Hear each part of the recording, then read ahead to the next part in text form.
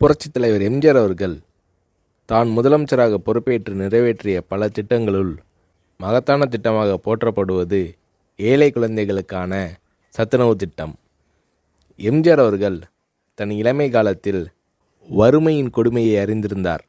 எனவே தான் முதலமைச்சரான பின் பள்ளி குழந்தைகளின் ஆரோக்கியத்தை பற்றி எம்ஜிஆர் அவர்கள் பெரிதும் அக்கறை காட்டினார்.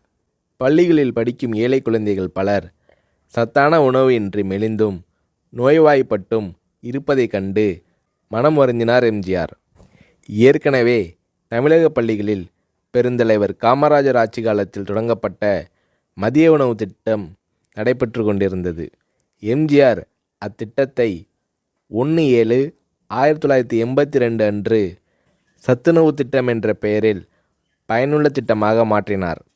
எம்ஜிஆர் அவர்கள் சத்துணவு திட்டத்திற்காக 100 கோடி ரூபாயை ஒதுக்கீடு செய்தார்.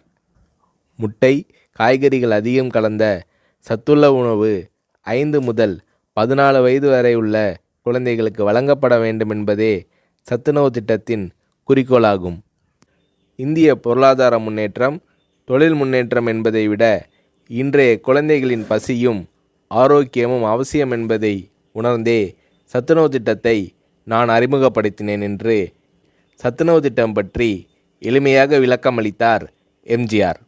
எம்ஜிஆர் அவர்கள் அறிமுகம் செய்த சத்துணவு திட்டத்தை உலகமே வியந்து பாராட்டியது. மேலை நாட்டு தலைவர்கள் மற்றும் மக்கள் தொண்டு அமைப்புகளும் இத்திட்டத்தால் ஈர்க்கப்பட்டனர்.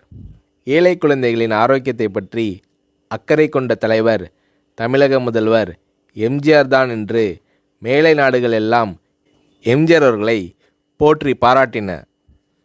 எம்ஜிஆர் அவர்கள் தான் முதலமைச்சராக பதவி வகித்த போது தீட்டிய நல்ல பல திட்டங்களால் எம்ஜிஆர் அவர்களை புரட்சித் தலைவர் என்று மக்கள் பாராட்டத் தொடங்கினர்.